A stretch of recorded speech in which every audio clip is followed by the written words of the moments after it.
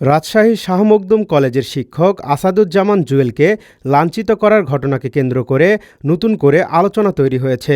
অভিযোগ উঠেছে, এ ঘটনায় জড়িত দুই ছাত্রদল নেতার একজন শিহাব পূর্বে আওয়ামী লীগের সঙ্গে সম্পৃক্ত ছিলেন।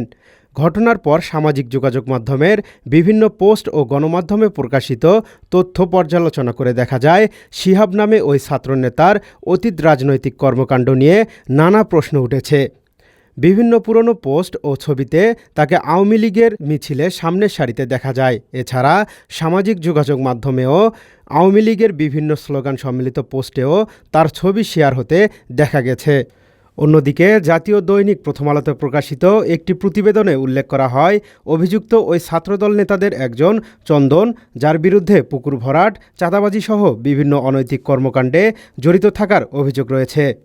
এদিকে লাঞ্ছিত শিক্ষক আসাদুজ্জামান জুয়েলের সঙ্গে কথা বললে তিনি জানান, চাঁদাবাজির বিরুদ্ধে সরকারের কঠোর অবস্থানের কারণেই দ্রুত ব্যবস্থা নেওয়া হয়েছে। তিনি বলেন, আমাদের মাননীয় ভূমিমন্ত্রী বলেছেন চাঁদাবাজির বিরুদ্ধে জিরো টলারেন্স থাকবে। সে কারণেই আমি দ্রুত ফলাফল পেয়েছি এবং দ্রুতই দোষীদের গ্রেপ্তার করা হয়েছে।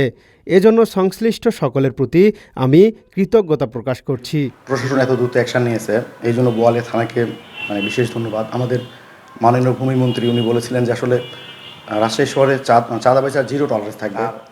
তারা কোন এভিডেন্সে বলতেছে আমি ছাত্রদের বিরুদ্ধে ছিলাম, এটা আমি আসলে জানি না। তিনি আরও বলেন যে ছাত্রদল নেতা আমাকে আওয়ামী লীগের দোসর বলে অভিযোগ করেছিলেন, সেটি সম্পূর্ণ ভিত্তিহীন। জাকারিয়া আল ফয়সাল, ডেইলি সিটিজেন ভয়েস।